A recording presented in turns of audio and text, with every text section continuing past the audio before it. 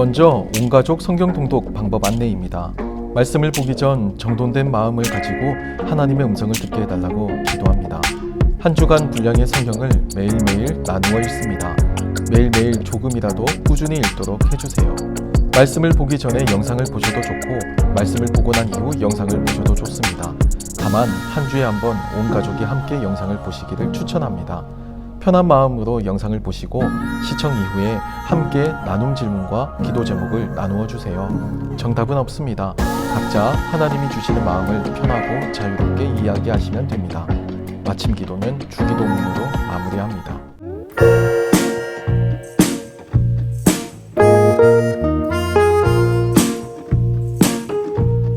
사사기 후반부에는 타락한 이스라엘의 생활상을 대표하는 사건이 두 가지 등장합니다. 미가의 집 제사장 사건이 있고 또 레위인 첩사건이 그것인데요. 단지파와 베냐민 지파의 허물과 함께 나타나고 있죠. 하나님이 통치하시는 나라라고 하는 말이 무색할 정도로 율법이 무너져 내린 그 현실을 여실히 보여주고 있습니다. 이렇게 사사시대는 서서히 일상의 타락으로 접어들게 됩니다. 이번 주 읽을 사무엘상과 역대상의 내용은 이러한 사사시대의 종말과 왕정시대의 시작이라고 하는 과도기적인 시간에 위치하는데요. 사무엘은 이스라엘의 마지막 사사가 되었죠. 사무엘이 늙자 이스라엘 사람들은 왕정을 요구합니다. 하지만 백성들이 요청한 왕정 체제는 하나님 나라라고 하는 이스라엘의 정체성보다도 제국화를 추구하는 이방의 가치였습니다. 우리도 제국을 이루어서 한번 잘 살아보자 라고 하는 것이 그 목적인 셈이었는데요. 이에 하나님은 이 왕정의 폐해에 대해서 경고하고 계십니다. 왕정 체제는 강력한 중앙 집권 국가로 만들지는 몰라도 왕은 그 백성들을 봉사하고 섬기기보다 군림하고 착취할 것이라고 하는 내용이었는데요. 하지만 고대 근동에서 제국의 화려함에 그 마음을 빼앗긴 이스라엘 사람들은 그럼에도 불구하고 왕을 달라고 왕을 요청합니다. 그리고 하나님은 그 이스라엘 사람들의 요청에 어쩔 수 없이 응답하시며 당시에는 순수했던 청년 사울을 준비시키고 계시죠. 이제 이스라엘은 하나님이 다스리시고 백성이 중심이 되며 사회적 약자를 배려하고 함께하는 공동체적 가치 대신에 권력을 독점하는 왕과 또 그 왕권이 중심이 되고 승자 독식에 따른 철저한 계급적 가치를 추구하기 시작합니다. 느리지만 아름다운 길보다 빠르고 수월한 길을 선택한 셈입니다. 처음 하나님께서 사울을 선택한 데에는 다 이유가 있었습니다. 그는 외모뿐만 아니고 인성과 신앙까지 잘 갖추어진 인재로서 묘사가 되고 있는데요. 키도 크고 또 잘생겼고요. 그리고 아버지에 대한 효심도 지극했고 뿐만 아니라 겸손하기까지 했다고 합니다. 급속도로 타락해가는 이스라엘 안에서도 하나님은 고르고 또 고르셔서 하나님의 말씀대로 이스라엘을 다스릴 왕을 세우고자 고심하셨는데요. 사울도 초반에는 이러한 기대에 부응하며 뛰어난 정치적 감각으로서 정권을 시작합니다.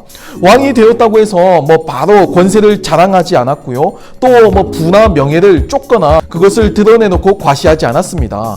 소박한 자신의 일상을 성실히 지켜갔지요. 암몬 족속의 침략은 이스라엘의 새로운 리더로서의 사울 왕의 첫 번째 공식 무대였습니다. 그는 뛰어난 역량을 발휘하며 승리하게 되었고요. 나아가 12지파의 고른 지지를 얻게 되죠. 사무엘상 12장을 기점으로 해서 이제 이스라엘 역사는 사사시대의 종말을 고하고 본격적인 왕정시대를 열어가게 됩니다. 하지만 사울이 이스라엘을 다스린 지 2년이 되던 해에 블레셋의 침공과 그리고 백성들의 동요에 두려워하며 사무엘이 없는 상태에서 스스로 번제를 드리는 죄를 사울은 그만 범하고 맙니다. 뿐만 아니라 거기에 아말렉을 쳐서 얻은 소유물을 진멸하라고 하는 하나님의 말씀에도 불순종하여 좋은 것을 따로 골라내기까지 하죠. 이러한 상황에서 차츰차츰 사울은 정서적으로나 영적으로 불안정해져 가기 시작합니다.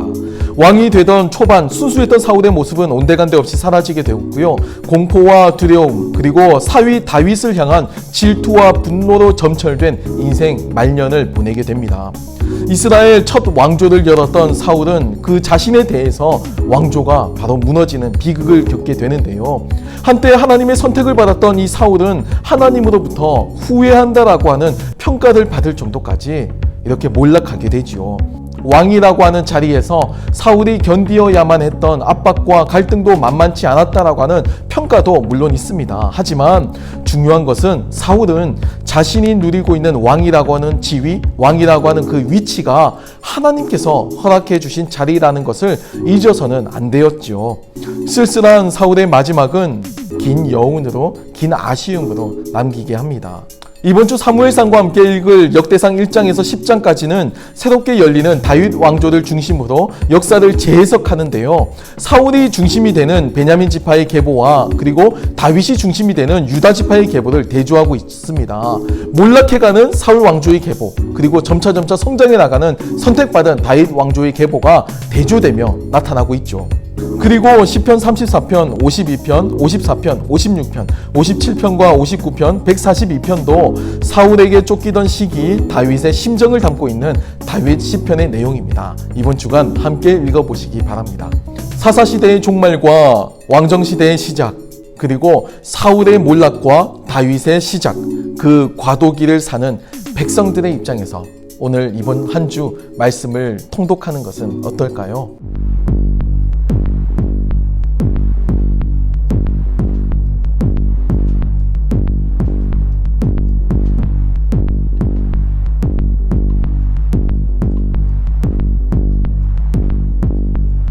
나눔 질문입니다. 이스라엘 사람들은 왜 하나님께 왕을 요구했을까요? 왕이 생겼을 때 손해보다 이익이 더 많다고 여겼을 텐데 어떤 이익을 꿈꾸었을까요? 사울의 몰락 과정을 보며 어떤 마음이 들었나요? 순수했던 사울의 변질을 보며 하나님의 심정은 어떠하셨을까요? 자유롭게 나누어 주시고 주기도문으로 마무리합니다.